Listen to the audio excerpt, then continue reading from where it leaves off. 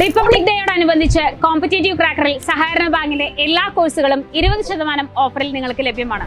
ഈ ഓഫർ ജനുവരി 25, 26, 27 തീയതികളിൽ മാത്രം. കൂടുതൽ വിവരങ്ങൾക്ക് താഴെ കാണുന്ന നമ്പറിൽ കോൺടാക്ട് ചെയ്യുക. Welcome to competitive cracker. എൻ്റെ പേര് ഷൈജു. അപ്പൊ ഞാൻ ഇന്ന് നിങ്ങളുടെ മുമ്പിൽ വന്നിരിക്കുന്നത്, നമുക്കറിയാം നമ്മുടെ CSEB ക്ലർക്ക് ക്യാഷ്യർ പരീക്ഷയ്ക്ക് ഇനി ഏകദേശം വിരലെണ്ണാവുന്ന ദിവസങ്ങൾ മാത്രമേ നമ്മുടെ മുമ്പിലുള്ളൂ. അപ്പൊ ഇനിയുള്ള ഓരോ ദിവസങ്ങളും, ഓരോ മണിക്കൂറുകളും, ഓരോ മിനിറ്റുകളും നമ്മളെ സമീപിച്ചു നോക്കുമ്പോൾ വലിയ നിർണായകമായ സമയങ്ങളാണ്. കൃത്യമായിട്ട് ഈ ഉള്ള സമയം കൃത്യമായിട്ട് പ്ലാൻ ചെയ്തുകൊണ്ട് ഏറ്റവും ഭംഗിയായിട്ട് സിലബസ് ഓറിയന്റഡ് ആയിട്ട് ടൈം ടേബിൾ അറേഞ്ച് ചെയ്തുകൊണ്ട് ഇനിയുള്ള ദിവസങ്ങൾ ഏറ്റവും കാര്യക്ഷമമായിട്ട് നിങ്ങൾ പ്രവർത്തിക്കുകയാണെന്നുണ്ടെങ്കിൽ നമ്മൾ ഈ പറഞ്ഞ രീതിയിൽ ഭേദപ്പെട്ട ഔട്ട്പുട്ട് നിങ്ങൾക്ക് ഉണ്ടാക്കിയെടുക്കുവാൻ സാധിക്കും. 2025 കൂടി നിങ്ങൾക്ക് സർവീസിൽ കയറാൻ സാധിക്കും. 2025 എന്ന് പറയുന്ന വർഷം ജീവിതത്തിലെ വലിയ മാറ്റങ്ങൾ കൊണ്ടുവന്ന ഒരു വർഷമായി, ചരിത്രം രേഖപ്പെടുത്തുന്ന ഒരു വർഷമായി മാറും. സോ ഇതെല്ലാം സാധ്യമാകട്ടെ എന്ന് ആത്മാർത്ഥമായിട്ട് പ്രാർത്ഥിച്ചുകൊണ്ട് നമുക്ക് ഇന്ന് പുതിയൊരു ക്ലാസ്സിലേക്ക് നമ്മൾ കടക്കുവാണ്. ഇന്നത്തെ ക്ലാസ്സിന്റെ പ്രത്യേകത, നമ്മൾ മാത്സ് അല്ല എടുക്കുന്നത്. നമ്മൾ ഇതിനു മുമ്പ് തുടങ്ങി വെച്ച റീസണിങ് പോർഷനകത്തെ ഏറ്റവും പ്രധാനപ്പെട്ട ഒരു ഭാഗമാണ് ഇന്ന് ക്ലാസ്സിലെ പരിചയപ്പെടുത്താൻ പോകുന്നത്. നമുക്കറിയാം, നമ്മൾ ഇതിനു മുമ്പ് ബ്ലഡ് റിലേഷൻ എന്ന് പറഞ്ഞ ടോപ്പിക് എടുത്തു, ഡയറക്ഷൻ എന്ന് പറഞ്ഞ ഒരു ടോപ്പിക് നമ്മൾ ക്ലാസ്സിലെ പരിചയപ്പെടുത്തി. ഇതെല്ലാം യൂട്യൂബിനകത്ത് ഫ്രീ ആയിട്ട് കൊടുക്കുന്ന ക്ലാസ്സുകളാണ്. അതുപോലെ തന്നെ നമ്മൾ മറ്റൊരു പ്രധാനപ്പെട്ട ക്ലാസ്സിലേക്കാണ് നമ്മൾ കടക്കുന്നത്. സോ വെൻ ഡയഗ്രം എന്ന് പറയുന്ന ഒരു ഭാഗം നമുക്കുണ്ട്. ഈ റീസണിങ് പോർഷൻ അകത്തുനിന്ന് ഏറ്റവും പ്രധാനപ്പെട്ട ഒരു ചോദ്യമാണ് വെൻ ഡയഗ്രം എന്ന് പറയുന്ന ഭാഗം. അപ്പൊ നമുക്ക് മാത്സിനകത്ത് ഈ സാധാരണ PSC പഠിക്കുന്നത് പോലെയോ അല്ലെങ്കിൽ SSCയുടെ പരീക്ഷകൾക്കോ RRBയുടെ പരീക്ഷകൾക്ക് തയ്യാറെടുക്കുന്ന പോലെയുള്ള എല്ലാ ചാപ്റ്ററുകളും നമുക്ക് നോക്കണ്ട. ഏറ്റവും പ്രധാനപ്പെട്ട കുറച്ച് ചാപ്റ്ററുകൾ മാത്രമേ ഉള്ളൂ. ആ ചാപ്റ്ററുകൾ ഏറ്റവും ഭംഗിയായിട്ട് നിങ്ങൾ പ്രാക്ടീസ് ചെയ്ത് പോയാൽ മതി. അപ്പോൾ അത് നമ്മൾ കുറെ ചാപ്റ്ററുകൾ നമ്മൾ ക്ലാസ്സിൽ പറഞ്ഞു തന്നിട്ടുണ്ട്. അതിനകത്ത് ടൈം ആൻഡ് വർക്ക് ഉണ്ട്, ട്രെയിനിന്റെ ചോദ്യങ്ങളുണ്ട്, പ്രോഫിറ്റ് ആൻഡ് ലോസ് ഉണ്ട്. അങ്ങനെ ഏകദേശം ഒരു 7-8 ചാപ്റ്ററുകൾ ഡീറ്റെയിൽഡ് ആയിട്ട് നമ്മൾ ക്ലാസ്സിൽ പറഞ്ഞു തന്നിട്ടുണ്ട്. ആ ചാപ്റ്ററിൽ നിന്നുള്ള പരമാവധി ചോദ്യങ്ങൾ കണ്ടെത്തി പഠിച്ചുകൊണ്ട് മുമ്പോട്ട് പോകണം. അതുപോലെ തന്നെ റീസണിങ്ങിനകത്ത് കിടക്കുന്ന ഈ പ്രധാനപ്പെട്ട നമ്മൾ കഴിഞ്ഞ ക്ലാസ്സിൽ പരിചയപ്പെടുത്തിയ എല്ലാ ടോപ്പിക്കുകളും ഏറ്റവും ഭംഗിയായിട്ട് ഒരു 20 ക്വസ്റ്റ്യൻസ് വെച്ചെങ്കിലും ഓരോ ദിവസവും നിങ്ങൾ എന്ത് ചെയ്യണം? കൃത്യമായിട്ട് പ്രാക്ടീസ് ചെയ്തുകൊണ്ട് പോകണം. അപ്പൊ നമ്മൾ ഇന്നത്തെ ക്ലാസ്സിൽ പഠിക്കാൻ പോകുന്നത് വെൻ ഡയഗ്രം എന്ന് പറയുന്ന ഭാഗമാണ്.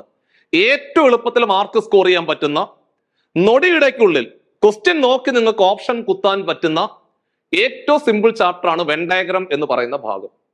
സോ വെൻ ഡയഗ്രം എന്താണെന്ന് ചോദിച്ചാൽ, നമ്മൾ സാധാരണ മാത്സിനകത്തും അതേപോലെ റീസണിങ്ങിനകത്തും നമ്മൾ വെൻ ഡയഗ്രം ഉപയോഗിക്കാറുണ്ട്. മാത്സിനകത്ത് ചെറിയ ക്ലാസ്സിലെ ഒരു ഗ്രാമത്തിലെ 10% ആളുകൾ ചായ കുടിക്കുന്നവരാണ്, 20% ആളുകൾ കാപ്പി കുടിക്കുന്നവരാണ്, 5% ആളുകൾ രണ്ടും കുടിക്കുന്നവരാണെങ്കിൽ രണ്ടും കുടിക്കാത്തവർ എത്ര ശതമാനം, അങ്ങനെയൊക്കെയുള്ള ചോദ്യങ്ങൾ നമ്മൾ ക്ലാസ്സിൽ പഠിക്കാറുണ്ട്. സോ അതെല്ലാം ചെയ്യുന്നത് വെൻ ഡയഗ്രം ഉപയോഗിച്ചുകൊണ്ടാണ്. അത് മാത്സിനകത്തെ വെൻ ഡയഗ്രം ആണ്. റീസണിങ്ങിനകത്തെ വെൻ ഡയഗ്രം വേറൊരു വെൻ ഡയഗ്രം ആണ്. ഒന്നുമില്ല, ഈ വെൻ ഡയഗ്രത്തിന്റെ ചോദ്യങ്ങൾ ചെയ്യുമ്പോൾ ഓരോ സാധനങ്ങളും ഓരോ വട്ടങ്ങളായിട്ടാണ് നമ്മൾ രൂപപ്പെടുന്നത്. കേട്ടോ, കണ്ടോ, ഇതൊരു സാധനമാണ്, ഇത് ചായ, ടീ, ഇത് കോഫിയുടെ വെൻ ഡയഗ്രം. അതായത് നിങ്ങളുടെ മുമ്പിൽ തരുന്ന ഓരോ സാധനങ്ങളും ഓരോ സർക്കിൾ വരച്ച് വെച്ച് കഴിഞ്ഞാല് അതിനുള്ള വെൻ ഡയഗ്രം റെഡി ആണെന്നാണ് അതിന്റെ അർത്ഥം. ഇനി പ്രധാനമായിട്ടും 2-3 വാക്കുകൾ നിങ്ങൾ ശ്രദ്ധിക്കണം. അതിൽ ഒന്നാമത്തെ വാക്ക്, ഇത് A എന്ന് പറയുന്ന ഒരു സാധനം, A എന്ന് പറയുന്ന ഒരു സാധനമാണെന്ന് കരുതുക. ഇനി മറ്റൊരു സാധനമാണ് B. എന്താണ്ടേ, അതിങ്ങോട്ട് കേറിയാണ് നിൽക്കുന്നതെങ്കിൽ നമ്മൾ പറയും എയിലെ കുറച്ച് ഭാഗം B ആണെന്ന് പറയും. എയിലെ കുറച്ചു ഭാഗം B ആണെന്ന് പറയും. ഇംഗ്ലീഷ് നമ്മൾ സം A ആർ B ആണെന്ന് പറയും. കണ്ടോ, സം A ആർ B എന്ന് പറഞ്ഞാല് എയിലെ കുറച്ചു ഭാഗം B ആണെന്നാണ് അതിന്റെ മീനിങ്. ഇനി ഒരു വെൻ ഡയഗ്രാം ഒരു വട്ടം വരച്ചു, അത് എ ആണെന്ന് കരുതുക. അത് മറ്റൊരു വട്ടത്തിനകത്താണെങ്കിൽ നമ്മൾ പറയും എ മുഴുവനും ബി ആണെന്ന് പറയും. എ ഫുള്ള്, എ മൊത്തത്തിൽ ബി ആണെന്ന് പറയും. അതായത് ഓൾ എ ആർ ബി എന്ന് പറയും. ഇതാണ് രണ്ടാമത്തെ വാക്ക്. എ ഓൾ എ എല്ലാം ബി ആണെന്ന് പറയും. എ മൊത്തത്തിൽ ബി ആണെന്ന് പറയും. ഇനി ഇവിടെ മക്കളെ എയും ബിയും തമ്മിൽ ഒരു ബന്ധവും ഇല്ലെങ്കിൽ രണ്ടുപേരെയും മാറ്റി വരയ്ക്കണം എന്നാണോ? രണ്ടുപേരെയും മാറ്റി വരയ്ക്കുവാണെങ്കിൽ ഇതിന്റെ അർത്ഥം there is no connection between A and B. അതായത് no A R B, no A R B എന്ന് വരും. ചുരുക്കി പറഞ്ഞാല് സം എന്ന് പറയുന്ന വാക്കും ഓൾ എന്ന് പറയുന്ന വാക്കും നോ എന്ന് പറയുന്ന വാക്കും ഒന്ന് ഓർത്തിരുന്നാൽ മതി. സം എ ആർ ബി എന്ന് പറഞ്ഞാല് എയിലെ കുറച്ച് ഭാഗം ബി ആണ്. ഓൾ എ ആർ ബി എന്ന് പറഞ്ഞാല് എ മുഴുവൻ ബി ആണ്. നോ എ ആർ ബി എന്ന് പറഞ്ഞാല് എയും ബിയും തമ്മില് there is no connection between A and B എന്ന് ഓർത്തിരുന്നാൽ മതി. ഇതാണ് വെൻ ഡയഗ്രത്തിന്റെ ബേസിക് ആയിട്ടുള്ള കാര്യം നിങ്ങൾ അറിഞ്ഞിരിക്കേണ്ടത്. ഇനി നമ്മുടെ ചോദ്യം എങ്ങനെയാണ് മക്കളെ വരുന്നത്? ചോദ്യം വരുന്നത് ഇങ്ങനെയാണ്. ഒന്ന് നോക്കിയേ. Identify the diagram that best represents the relationship among the given classes. താഴെ തന്നിരിക്കുന്ന നമ്മുടെ സിസ്റ്റർ, നമ്മുടെ മദർ, നമ്മുടെ ബ്രദർ, ഇവന്മാരെ 3 പേരും ഉണ്ടല്ലോ. ഇവന്മാരെ 3 പേരെയും വെച്ചുകൊണ്ട് നമുക്ക് ഈ തന്നിരിക്കുന്നതിലെ ഏത് വെൻ ഡയഗ്രമാണ് സ്യൂട്ടബിൾ ആയിട്ട് വരുന്ന വെൻ ഡയഗ്രാം എന്നാണ് ചോദ്യം.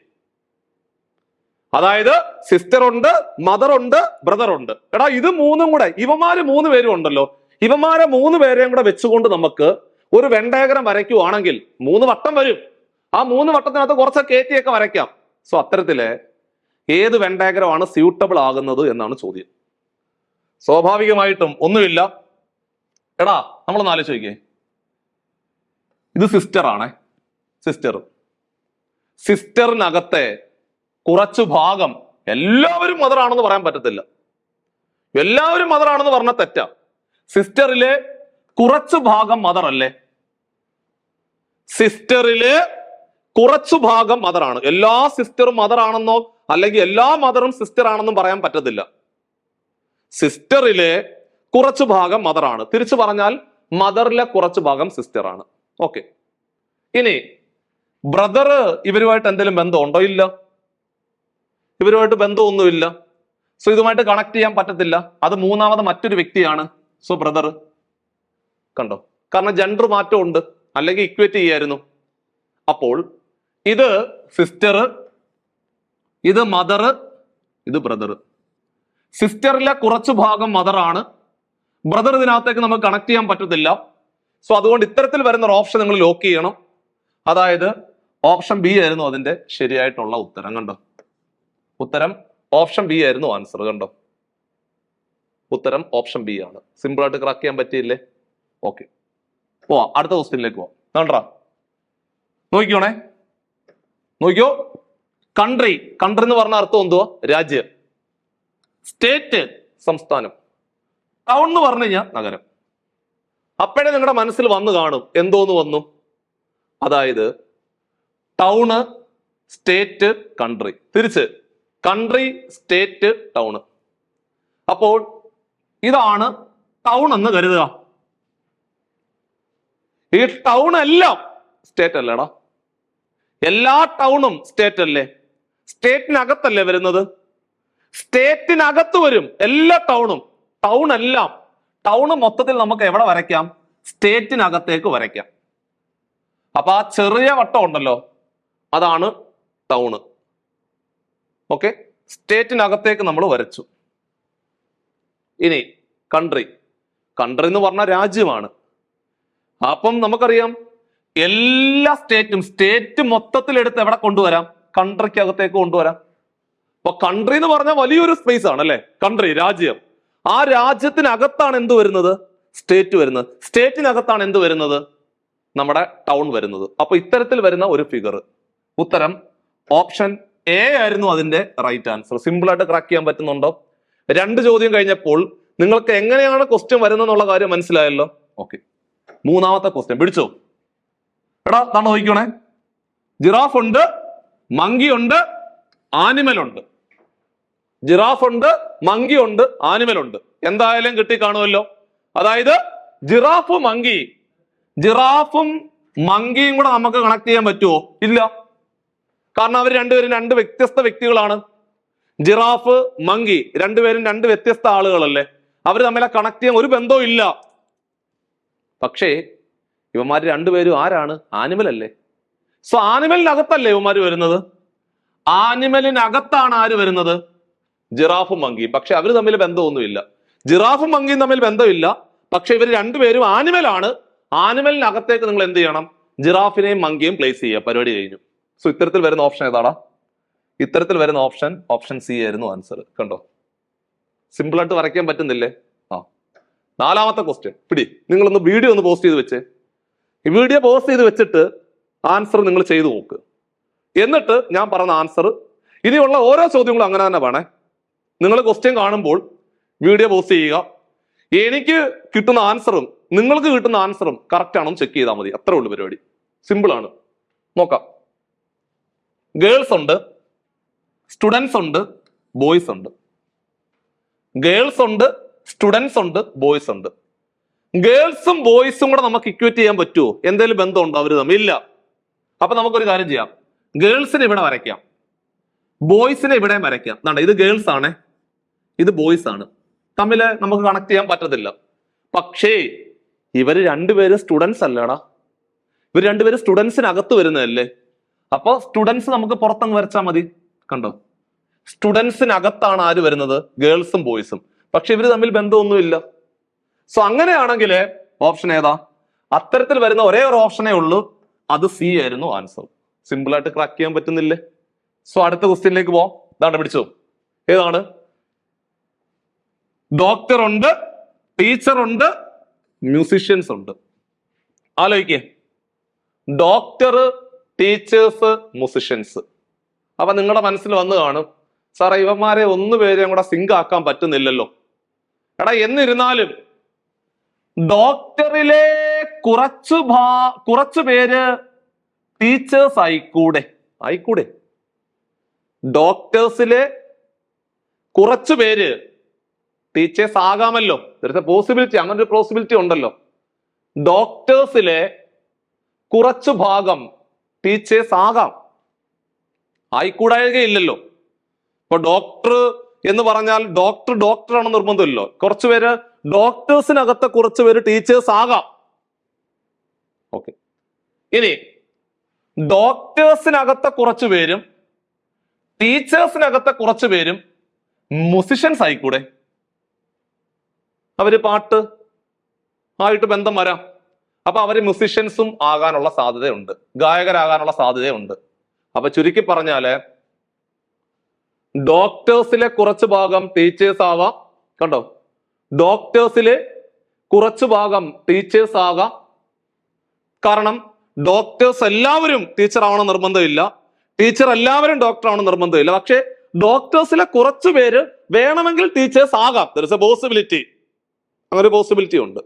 പിന്നെ ഇവർ രണ്ടുപേരിലും കുറച്ചു പേര് മ്യൂസിഷ്യൻസും ആകാനുള്ള സാധ്യതയുണ്ട്. സോ അങ്ങനെ വരുന്ന ഓപ്ഷൻ ബി ആയിരുന്നു അതിന്റെ ശരിയായിട്ടുള്ള ഉത്തരം.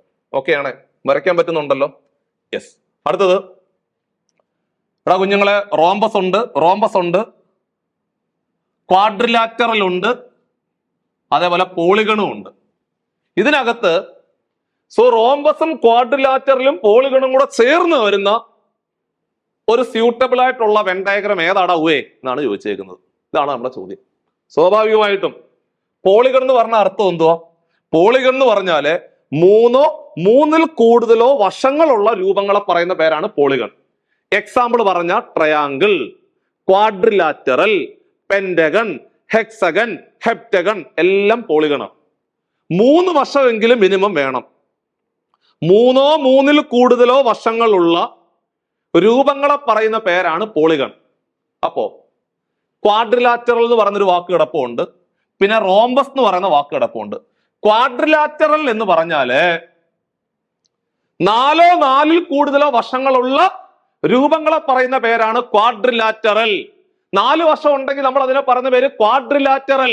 എക്സാമ്പിൾ പറഞ്ഞാൽ റെക്ടാങ്കിൾ, റെക്ടാങ്കിൾ, റെക്ടാങ്കിൾ. അതേപോലെ സ്ക്വയർ, സ്ക്വയർ, സ്ക്വയർ, സ്ക്വയർ. അതേപോലെ പാരലോഗ്രാം, പാരലോഗ്രാം.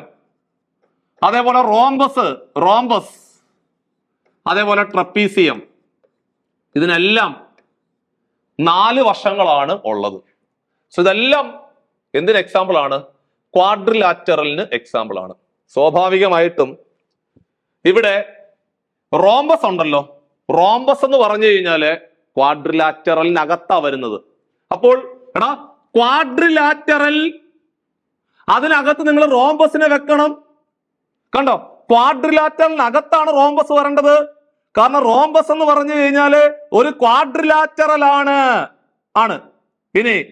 ഇനി ആ ക്വാഡ്രിലാറ്ററൽ ഉണ്ടല്ലോ, അത് പോളിഗൺ ആണ്, പോളിഗൺ ആണ്. അപ്പൊ ചുരുക്കി പറഞ്ഞാല് ഒരു വട്ടം വരും, അതിനകത്തൊരു വട്ടം വരും, പിന്നെ ഒരു വട്ടം വരും.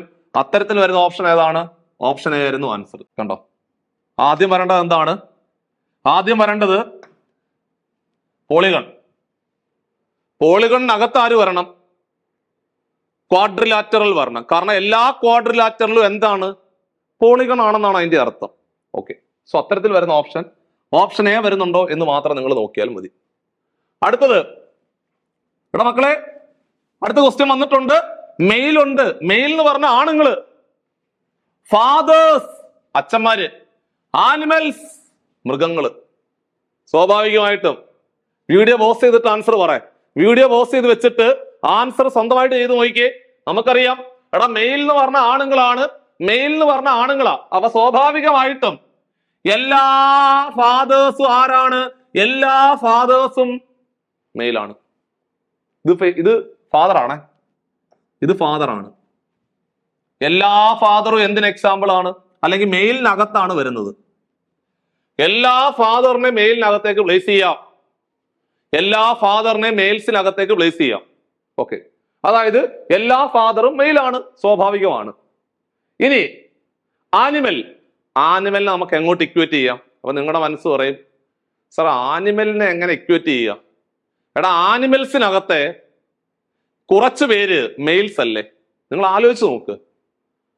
ഇപ്പം ഫോർ എക്സാമ്പിൾ ആന എടുത്തു. അപ്പം ആന എന്ന് പറഞ്ഞ ആണും ഉണ്ട് പെണ്ണും ഉണ്ട്.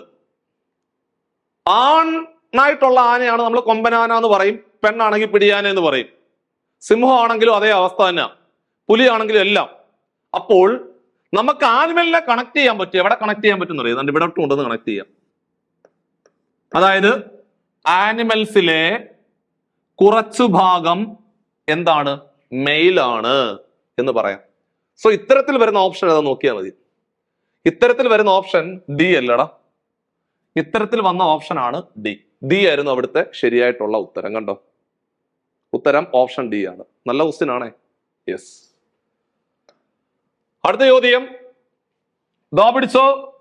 ട്രാവലേഴ്സ് ഉണ്ട്, ട്രെയിൻ ഉണ്ട്, ബസ് ഉണ്ട്. ഏതാ? എങ്ങനെ വരയ്ക്കും? വരച്ചു നോക്ക്, വരച്ചു നോക്ക്, വരച്ചു നോക്ക്. ട്രാവലേഴ്സ് ഉണ്ട്, അതേപോലെ ട്രെയിൻ ഉണ്ട്, ബസ് ഉണ്ട്. സ്വാഭാവികമായിട്ടും എടാ ട്രാവലേഴ്സ് എന്ന് പറഞ്ഞു കഴിഞ്ഞാല് ട്രാവൽ ചെയ്യുന്ന ആൾക്കാരല്ലേ. അപ്പൊ നിങ്ങൾ ആലോചിച്ച് നോക്കിയേ, ട്രാവലേഴ്സ് എന്തായാലും ട്രെയിനിലും പോകും അല്ലെ? നമ്മൾ ഇപ്പൊ ഒരു ട്രാവലർ ആണെങ്കിൽ നമ്മൾ ട്രെയിനും ഉപയോഗിക്കും, അതുപോലെ ബസ് ഉപയോഗിക്കും. അപ്പൊ സ്വാഭാവികമായിട്ടും ട്രാവലേഴ്സിലെ കുറച്ചു പേര് എന്ത് ഉപയോഗിക്കും? ബസ് ഉപയോഗിക്കും. ഇതാണ് ട്രാവലേഴ്സ് കേട്ടോ. കുറച്ചു പേര് ബസ് ഉപയോഗിക്കും, കുറച്ചു പേര് ട്രെയിൻ ഉപയോഗിക്കും. ട്രെയിൻ അല്ലേ?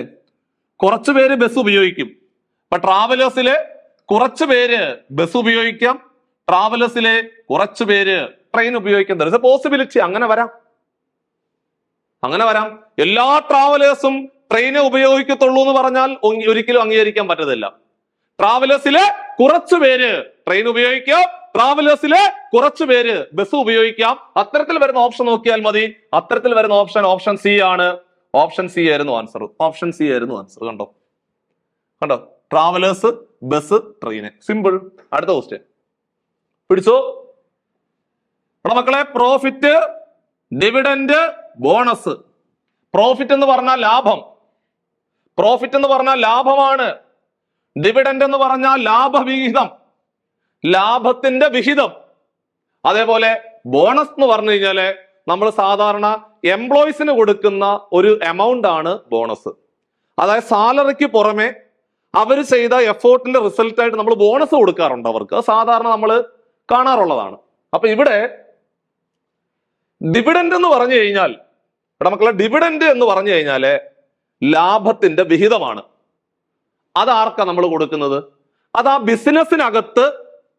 ബിസിനസ്സിനകത്ത് ഫണ്ട് ഇൻവെസ്റ്റ് ചെയ്തിരിക്കുന്ന ബിസിനസ് പാർട്ട്നേഴ്സിന് കൊടുക്കുന്നതാണ് എന്ത്?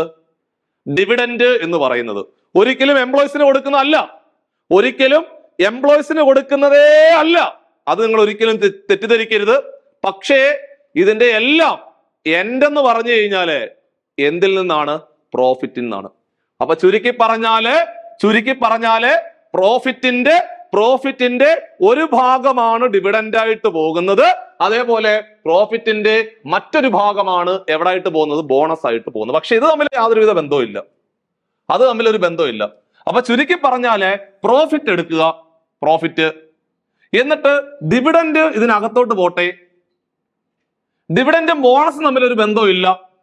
പക്ഷേ ഇത് രണ്ടും പ്രോഫിറ്റ് ആണ്, ഇത് രണ്ടും പ്രോഫിറ്റിനകത്ത് വരുന്നതാണ്, ഇത് രണ്ടും പ്രോഫിറ്റിനകത്ത് വരുന്നതാണ് എന്നോർത്തിരുന്നാൽ മതി. അപ്പൊ ഇവിടെ പ്രോഫിറ്റിന്റെ രണ്ട് പാർട്ടായിട്ട് വരുന്നതാണ് ഏതൊക്കെ? ഡിവിഡൻഡും ബോണസും എന്നോർത്തിരിക്കുക. ബോണസ് എന്ന് പറഞ്ഞു കഴിഞ്ഞാൽ നമ്മൾ ആർക്ക് കൊടുക്കുന്നതാണ്? എംപ്ലോയീസിന് കൊടുക്കുന്നതാണ്. അതേപോലെ ഡിവിഡൻഡ് എന്ന് പറഞ്ഞു കഴിഞ്ഞാല് നമ്മൾ ബിസിനസ് പാർട്ട്നേഴ്സിന് കൊടുക്കുന്നതാണ്. സോ അവര് ബിസിനസിന്റെ ഭാഗമായതുകൊണ്ട് അവർക്ക്. പക്ഷെ രണ്ടും എന്തിന്റെ ഭാഗമാണ്? പ്രോഫിറ്റിനകത്ത് വരുന്നതാണ്. സോ ഉത്തരം നിങ്ങൾക്ക് ഇവിടെ കുത്തേണ്ടത് ഏതാണ്? ഓപ്ഷൻ സി ആണ് അവിടുത്തെ ശരിയായിട്ടുള്ള ഉത്തരം. ഓപ്ഷൻ സി ആയിരുന്നു റൈറ്റ് ആൻസർ. അപ്പൊ നമ്മൾ അടുത്ത ക്വസ്റ്റ്യനിലേക്ക് പോവാണ്. ചോദ്യം ശ്രദ്ധിക്കുക. ഇവിടെ കുഞ്ഞുങ്ങളെ വിമൻ ഉണ്ട്, മദർ ഉണ്ട്, എഞ്ചിനീയർ ഉണ്ട്. സ്വാഭാവികമായിട്ടും എല്ലാ അമ്മമാരും മദർ അല്ലേ? എല്ലാ അമ്മമാരും വിമൻ അല്ലേ? അപ്പൊ എന്തായാലും വിമനിനകത്ത് ആരെ കൊണ്ടുവെക്കണം? വിമനിനകത്ത് മദറിനെ കൊണ്ടുവന്ന് വെക്കണം. കണ്ടോ, ഇങ്ങനെ പറയണം. എല്ലാ അമ്മമാരും സ്ത്രീകളാണ്. അപ്പോൾ മദർ എന്ന് പറയുന്നത് വിമനകത്ത് വരണം. വിമനകത്താണ് മദർ വരേണ്ടത്. എല്ലാ മദറും എല്ലാ അമ്മമാരും സ്ത്രീകളാണല്ലോ, തർക്കമില്ല. ഓക്കെ, ഇനി ഇതിനകത്ത് വിമനിലെ കുറച്ചു പേര് എഞ്ചിനീയർ ആകാം, അമ്മമാരിലെ കുറച്ച് പേര് എഞ്ചിനീയർ ആകാം. സോ അത്തരത്തിൽ വരുന്ന ഓപ്ഷൻ ആണ് ഇങ്ങനെ വരണം. ഇതാണ് എഞ്ചിനീയർ. എഞ്ചിനീയറിലെ അതിപ്പം നമ്മൾ നോക്കുവാണെങ്കിൽ അമ്മമാരിലെ കുറച്ച് പേര് എഞ്ചിനീയേഴ്സ് ആണ്, അതേപോലെ വിമനിലെ കുറച്ച് പേരും എഞ്ചിനീയേഴ്സ് ആണ്. ഇത്തരത്തിൽ വരുന്ന ഓപ്ഷൻ നിങ്ങൾ നോക്കിക്കേ. ഉത്തരം ഓപ്ഷൻ എ ആയിരുന്നു അതിന്റെ റൈറ്റ് ആയിട്ടുള്ള ആൻസർ. കണ്ടോ, ഉത്തരം ഓപ്ഷൻ എ ആയിരുന്നു റൈറ്റ് ആൻസർ. സിമ്പിൾ ആയിട്ട് വരയ്ക്കാൻ പറ്റുന്നില്ലേ? കുറെ ചോദ്യങ്ങൾ ചെയ്ത് പഠിക്കുക. അടുത്ത് നോക്കിക്കണം. ജഡ്ജ് ഉണ്ട്, തീവ്സ്, ക്രിമിനൽസ്. അപ്പോഴേ ആലോചിച്ചോണം. കാരണം എന്തായാലും ജഡ്ജിനെ അങ്ങോട്ട് എന്തായാലും കണക്ട് ചെയ്യാൻ പറ്റത്തില്ല. പക്ഷേ തീവ്സും അതേപോലെ ക്രിമിനൽസിനെയും കൂടെ വേണമെങ്കിൽ കണക്ട് ചെയ്യാൻ പറ്റും. അപ്പോഴേ കിട്ടും. കള്ളന്മാരിലെ കുറച്ചു പേര് ക്രിമിനൽ ആകാം, അങ്ങനെ ഒരു പോസിബിലിറ്റി ഉണ്ട്. എല്ലാ കള്ളന്മാരും ക്രിമിനൽ ആകണമെന്ന് നിർബന്ധമില്ല, എല്ലാ ക്രിമിനലും കള്ളന്മാരാകണമെന്ന് നിർബന്ധമില്ല. കള്ളന്മാരിലെ തീവ്സിലെ കുറച്ചു പേര് ക്രിമിനൽ ആകാം. ഓക്കെ, പിന്നെ ജഡ്ജിനെ നമുക്ക് അങ്ങോട്ട് ഇക്വേറ്റ് ചെയ്യാനേ പറ്റത്തില്ല, ജഡ്ജിനെ മാറ്റി നിർത്തേണ്ടി വരും. There is no connection between thieves and criminals. ജഡ്ജിനെ അങ്ങോട്ട് ഇക്വേറ്റ് ചെയ്യാൻ പറ്റത്തില്ല. സോ അത്തരത്തിൽ വരുന്ന ഓപ്ഷൻ നോക്കിയാൽ മതി. അത്തരത്തിൽ വരുന്ന ഓപ്ഷൻ ഒരെണ്ണമേ ഉള്ളൂ, അത് ഓപ്ഷൻ ബി ആയിരുന്നു. ഓപ്ഷൻ ബി ആയിരുന്നു അതിന്റെ ശരിയായിട്ടുള്ള ഉത്തരം. ക്ലിയർ ആണേ? ഭംഗിയായിട്ട് മനസ്സിലാവുന്നുണ്ടേ? എല്ലാത്തിന്റെ ആൻസർ കിട്ടുന്നുണ്ടേ? അതാണ് വേണ്ടത്. അടുത്തത്, ഇവിടെ മക്കളെ ഇന്ത്യ ഉണ്ട്, ഹരിയാന ഉണ്ട്, വേൾഡ് ഉണ്ട്. ഏത് കുത്തും നിങ്ങൾ പറ? ഒന്ന് വീഡിയോ പോസ് ചെയ്തിട്ട് വരച്ചു നോക്കിയേ. വീഡിയോ പോസ് ചെയ്യ്. എന്തായാലും കിട്ടിക്കാണും. കാരണം എന്താണ്? ഹരിയാന എന്ന് പറഞ്ഞാല് എടാ ഇന്ത്യക്ക് അകത്തല്ലേടാ പിള്ളേരെ. ഹരിയാന ഒരു സംസ്ഥാനമല്ലേ? അത് ഇന്ത്യക്കകത്തല്ലേ ഹരിയാന. ഹരിയാന ഹരിയാന ഇന്ത്യക്കകത്ത് വെക്കുക. ഇനി ഇന്ത്യ വേൾഡിനകത്ത് വെക്കുക. വേൾഡിനകത്താണ് ഇന്ത്യ വരുന്നത്. സോ ഇത്തരത്തിൽ വരുന്ന ഓപ്ഷൻ എ ആയിരുന്നു ആൻസർ. സിമ്പിൾ ആയിട്ട് നമുക്ക് ക്രാക്ക് ചെയ്യാൻ പറ്റി. ഓപ്ഷൻ എ ആയിരുന്നു അതിന്റെ ശരിയായിട്ടുള്ള ഉത്തരം. അടുത്ത പിടിച്ചോ, ദാ വരുന്നു. പീജിയൻ വന്നു, ബേർഡ് വന്നു, ഡോഗ് വന്നു. സ്വാഭാവികമായിട്ടും കിട്ടിക്കാണും, എല്ലാവർക്കും കിട്ടിക്കാണും. എല്ലാ പീജിയനും ബേഡല്ലേ? എല്ലാ പീജിയനും ബേഡാണ്. കണ്ടോ, എല്ലാ പീജിയൻ എല്ലാം ബേഡാണ്. കണ്ടോ, ആണ്. ഇനി ഡോഗ് എന്ന് പറഞ്ഞാൽ ഇവന്മാരായിട്ട് കണക്ട് ചെയ്യാൻ പറ്റത്തില്ല. സോ ഡോഗിനെ മാറ്റി നിർത്തിക്കോ. ഇത്തരത്തിൽ വരുന്ന ഓപ്ഷൻ കുത്തിക്കോ. ഇത്തരത്തിൽ വരുന്ന ഓപ്ഷനാണ് നിങ്ങൾ കുത്തേണ്ടത്. ഇത്തരത്തിൽ വരുന്ന ഓപ്ഷൻ ഏതാണ്? ഓപ്ഷൻ സി ആയിരുന്നു. C is the right answer. C ആയിരുന്നു അവിടുത്തെ ശരിയായിട്ടുള്ള ഉത്തരം. സോ ക്ലിയർ ആണ്. അതേപോലെ അടുത്ത ക്വസ്റ്റ്യൻ ദാ വരുന്നു. എർത്ത് ഉണ്ട്, സീ ഉണ്ട്, സൺ ഉണ്ട്. പിടിച്ചോ. അപ്പൊ നിങ്ങളെ മനസ്സിൽ ചെറിയൊരു ആശയക്കുഴപ്പം വരാൻ വഴിയുണ്ട്. അതായത് നമ്മളിങ്ങനെ ചെറിയ ക്ലാസ് മുതലേ കേട്ടിട്ടുണ്ട്, സൂര്യന് ചുറ്റും ഭൂമി കറങ്ങിക്കൊണ്ടിരിക്കുന്നു അല്ലേ? സൂര്യന് ചുറ്റും ഭൂമി കറങ്ങിക്കൊണ്ടിരിക്കുന്നു എന്നാണ് നമ്മൾ പഠിച്ചു വെച്ചിരിക്കുന്നത്. ഇനി നമുക്കിവിടെ എർത്ത് ഉണ്ട്, സി ഉണ്ട്. എന്തായാലും സി എന്ന് പറഞ്ഞാൽ എർത്തിനകത്തല്ലേടാ. അപ്പോൾ സി എന്തായാലും എർത്തിനകത്താണ്. ഇത് സി ആണ്, ഇത് എർത്താണ് കേട്ടോ. സി എന്തായാലും എർത്തിനകത്തെ ഒരു പാർട്ടാണ്. എർത്തിനകത്ത് നിങ്ങൾ പ്ലേസ് ചെയ്യണം സിയെ. പക്ഷേ സണ്ണുണ്ടല്ലോ, സണ്ണിനെ മാറ്റി വരയ്ക്കേണ്ടി വരും. കാരണം സണ്ണെന്ന് പറഞ്ഞാല് വലിയൊരു നക്ഷത്രമാണ്. അതിന് നമുക്ക് ഒരിക്കലും എർത്തുമായിട്ട് ഇക്വേറ്റ് ചെയ്യാൻ പറ്റത്തില്ല. കാരണം എർത്ത് എന്ന് പറഞ്ഞാൽ മാറി നിൽക്കുന്നതാ. സൂര്യന് ചുറ്റും കറങ്ങുന്നതാണ് ആര്? എർത്ത് പറഞ്ഞു കഴിഞ്ഞാൽ എർത്ത്. അപ്പം നമുക്കവിടെ സണ്ണും എർത്തും കൂടെ കണക്ട് ചെയ്യാൻ പറ്റത്തില്ല. സോ ഇത്തരത്തിൽ വരുന്ന ഒരു ഓപ്ഷനാണ് നിങ്ങൾ ലോക്ക് ചെയ്യേണ്ടത്. സോ അത്തരത്തിൽ വരുന്ന ഓപ്ഷൻ ഏതാന്ന് നോക്കിയേ. ഓപ്ഷൻ സി ആയിരുന്നു അതിന്റെ ശരിയായിട്ടുള്ള ഉത്തരം കേട്ടോ. സി ഓപ്ഷൻ കുത്തണം കേട്ടോ, അതാണ് കറക്റ്റ് ആൻസർ. അടുത്ത മറ്റൊരു ക്വസ്റ്റ്യൻ ദാ വരുന്നു. ദാ പിടിച്ചോ. ഹോക്കി ഉണ്ട്, ഫുട്ബോൾ ഉണ്ട്, ക്രിക്കറ്റ് ഉണ്ട്. ഹോക്കി ഉണ്ട്, ഫുട്ബോൾ ഉണ്ട്, ക്രിക്കറ്റ് ഉണ്ട്. ഇത് തമ്മിൽ എന്തെങ്കിലും ബന്ധമുണ്ടോ? ഒരു ബന്ധവും. പക്ഷെ എല്ലാം ഗെയിമാണ്. ഗെയിം എന്ന് പറഞ്ഞൊരു വാക്ക് നമുക്കില്ലടാ. അതായത് ഹോക്കിയും ഫുട്ബോളും ക്രിക്കറ്റും തമ്മിൽ യാതൊരുവിധ ബന്ധവും ഇല്ല. സോ അങ്ങനെയാണെങ്കിൽ ഓപ്ഷൻ സി ആയിരുന്നു അതിന്റെ റൈറ്റ് ആൻസർ. കണ്ടോ, ഹോക്കി, ക്രിക്കറ്റ്, ഫുട്ബോൾ ഒരു ബന്ധവും ഇല്ല എന്നുള്ളതാണ് ആൻസർ. ഇങ്ങനെയുള്ള ചോദ്യങ്ങളാണ് നമ്മൾ സാധാരണ വെൻ ഡയഗ്രം എന്ന് പറയുന്ന ഭാഗത്ത് നിന്ന് ചോദിക്കുന്നത്. അപ്പൊ വെൻ ഡയഗ്രം എന്ന് പറയുന്ന ഭാഗത്തു നിന്നുള്ള ചോദ്യങ്ങളുടെ പ്രത്യേകത എന്താണ്? 3 വാക്കുകൾ തരും. ആ 3 വാക്കുകൾക്ക് അനുയോജ്യമായ ഒരു വെൻ ഡയഗ്രം നിങ്ങൾ കൃത്യമായിട്ട് പ്ലേസ് ചെയ്യണം. ഏകദേശം നമ്മൾ ക്ലാസ്സിലെ ഒരു 15 ക്വസ്റ്റ്യൻ ക്ലാസ്സിൽ ഏറ്റവും ഭംഗിയായിട്ട് പറഞ്ഞ് അവസാനിപ്പിച്ചിരിക്കുകയാണ്. ഈ 15 ക്വസ്റ്റ്യൻ കണ്ടതോടുകൂടി നിങ്ങൾ വെൻ ഡയഗ്രം എന്ന് പറയുന്ന ടോപ്പിക്കുമായിട്ട് ബന്ധപ്പെട്ടു വരുന്ന ഒരു ചോദ്യം ഇനി നിങ്ങളുടെ മുമ്പിലെ ഒരു സംശയം ഉണ്ടാവത്തില്ല. ഏറ്റവും ഭംഗിയായിട്ടാണ് നമ്മൾ വെൻ ഡയഗ്രം എന്ന് പറയുന്ന ഭാഗം നമ്മൾ ക്ലാസ്സിൽ പറഞ്ഞത്. അവിടെ സം എന്ന് പറയുന്ന വാക്കും ഓൾ എന്ന് പറയുന്ന വാക്കും നോ എന്ന് പറയുന്ന വാക്കും എങ്ങനെയാണെന്ന് ഓർത്തിരുന്നു കൊണ്ട് യുക്തിപരമായിട്ട് ക്വസ്റ്റ്യൻ കാണുമ്പോൾ അതിനെ ആൻസർ ആയിട്ട് മാറ്റിയെടുക്കുക എന്നുള്ളതാണ് ചെയ്യേണ്ടത്. ഇനി നമുക്ക് പരീക്ഷയ്ക്ക് ഏകദേശം ഒരു 20 ദിവസത്തെ താഴെ മാത്രമേ നമ്മുടെ മുമ്പിലുള്ളൂ. സോ ഈ ഒരു അവസാനഘട്ട പ്രിപ്പറേഷന് വേണ്ടിയിട്ട് നമ്മൾ ഒരു 10 ദിവസത്തെ ബൂസ്റ്റർ ക്ലാസ്സുമായിട്ടാണ് നിങ്ങളുടെ മുമ്പിൽ വരുന്നത്. അതായത് ഓരോ ദിവസവും 2 മണിക്കൂർ വെച്ചിട്ട് നമ്മളൊരു ബൂസ്റ്റർ ക്ലാസ് സ്റ്റാർട്ട് ചെയ്യുവാണ്. സോ ഈ ഒരു ക്ലാസ്സിന്റെ പ്രത്യേകത എന്ന് പറഞ്ഞു കഴിഞ്ഞാല് 2016 മുതൽ ഇങ്ങോട്ടുള്ള CSEB നടത്തി മാറിയ നമ്മുടെ ഈ ക്ലർക്ക് ക്യാഷ്യർ പരീക്ഷയ്ക്ക് ചോദിച്ചു പോയ കുറെ ടോപ്പിക്കുകളുണ്ട്. അതിലെ കുറെ ടോപ്പിക്കുകൾ കുറെ തവണ പരീക്ഷയ്ക്ക് ചോദിച്ചു മാറിയതാണ്. ആ കുറെ ടോപ്പിക്കുകൾ അതിനെല്ലാം നമ്മൾ ഹോട്ട് ടോപ്പിക് ആയിട്ടാണ് പറയുന്നത്. ആ ഹോട്ട് ടോപ്പിക്കുകൾ കണ്ടെത്തിയിട്ട് അത് കൂടുതൽ വർക്ക് ചെയ്യുന്ന രീതിയിൽ ദിവസവും 2 മണിക്കൂർ ലൈവ് ക്ലാസ് ഉൾപ്പെടെ മോഡൽ എക്സാമുകൾ എല്ലാം ഉൾപ്പെടെ നമ്മൾ 10 ദിവസത്തെ ഒരു ബൂസ്റ്റർ ഡോസ് ക്ലാസ് നമ്മൾ സ്റ്റാർട്ട് ചെയ്യുന്നുണ്ട്. സോ ഇതിനകത്തുനിന്ന് പരമാവധി റിസൾട്ട് നേടിയെടുക്കാവുന്നതാണ്. അവസാന ഘട്ടത്തിൽ പ്രിപ്പയർ ചെയ്യുന്ന ഉദ്യോഗാർത്ഥികൾ പലപ്പോഴും റാങ്ക് പട്ടികയുടെ ആദ്യ ഭാഗത്തേക്ക് അവരുടെ പേര് വരാറുണ്ട്. അത് അവസാന ഘട്ടത്തിൽ എടുക്കുന്ന ഒരു നമ്മുടെ പ്രിപ്പറേഷൻ സ്ട്രാറ്റജി മാറ്റിക്കൊണ്ട് നമ്മൾ അവസാന ഘട്ടത്തിൽ എടുത്ത് ഹോട്ട് ടോപ്പിക്കുകൾ മാത്രം പഠിച്ചുകൊണ്ട് ഒരുപാട് പേര് ഉദ്യോഗാർത്ഥികൾ സർവീസിൽ കയറിയ ഒരു ചരിത്രമുണ്ട് നമുക്ക്. അതുകൊണ്ട് ഈ ഒരു സാധ്യത പരമാവധി പ്രയോജനപ്പെടുത്തിക്കൊണ്ട് നിങ്ങൾക്ക് മുമ്പോട്ട് പോകാവുന്നതാണ്. ബൂസ്റ്റർ ക്ലാസ്, അതായത് 10 ദിവസത്തെ ക്ലാസ് മാത്രമേ ഉള്ളൂ. ഏറ്റവും ഭംഗിയായിട്ട് നിങ്ങൾക്ക് പ്രയോജനപ്പെടുത്തിക്കൊണ്ട് മുമ്പോട്ട് പോവാം. സോ ഈ ഒരു ബാച്ചിൽ അഡ്മിഷൻ എടുക്കുവാൻ വേണ്ടിയിട്ട് നിങ്ങൾക്ക് ഈ ബോർഡ് നമ്പറിൽ കോൺടാക്ട് ചെയ്യാവുന്നതാണ്. സോ ബോർഡ് നമ്പർ അവിടെ കിടപ്പുണ്ട്. അപ്പൊ ഈ ക്ലാസിന്റെ പ്രത്യേകത എന്ന് പറഞ്ഞാൽ നമ്മൾ നേരത്തെ പറഞ്ഞതുപോലെ തന്നെ 2016 മുതൽ ഇങ്ങോട്ടുള്ള ഏറ്റവും പ്രധാനപ്പെട്ട ടോപ്പിക്കുകൾ കണ്ടെത്തിക്കൊണ്ട് ഒരു ക്യാപ്സ്യൂൾ ലെവലിലുള്ള ഒരു ക്ലാസ് ആയിരിക്കും. എല്ലാവർക്കും ഈ ഒരു സാധ്യത പരമാവധി പ്രയോജനപ്പെടുത്താവുന്നതാണ്.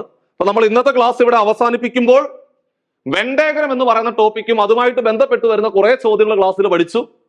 സോ ഇതുപോലത്തെ ഏറ്റവും പ്രധാനപ്പെട്ട ടോപ്പിക്കുകളെല്ലാം പരീക്ഷയ്ക്ക് മുമ്പായിട്ട് നമ്മൾ യൂട്യൂബിനകത്ത് അപ്ലോഡ് ചെയ്യുന്നുണ്ട്. സോ നിങ്ങളുടെ സജഷൻ കൂടി വീഡിയോയ്ക്ക് താഴെ കമന്റ് ആയിട്ട് രേഖപ്പെടുത്തുക. ചാനൽ ആദ്യമായിട്ടാണ് കാണുന്നത്, സബ്സ്ക്രൈബ് ചെയ്യുക. സോ അതുപോലെ പരമാവധി നിങ്ങളുടെ ഫ്രണ്ട്സിലേക്ക് ഷെയർ എത്തിക്കുക. അതുപോലെ 2025 നിങ്ങൾ എഴുതാൻ പോകുന്ന ഈ CSEB ക്ലർക്ക് ക്യാഷ്യർ പരീക്ഷ ഏറ്റവും ഭംഗിയായിട്ട് പര്യവസാനിക്കട്ടെ എന്ന് ആത്മാർത്ഥമായിട്ട് പ്രാർത്ഥിച്ചുകൊണ്ട് നമ്മൾ ഇന്നത്തെ ക്ലാസ് വൈൻഡപ്പ് ചെയ്യുന്നു. സോ അടുത്തൊരു ക്ലാസ്സിൽ വീണ്ടും കാണാം. So take care.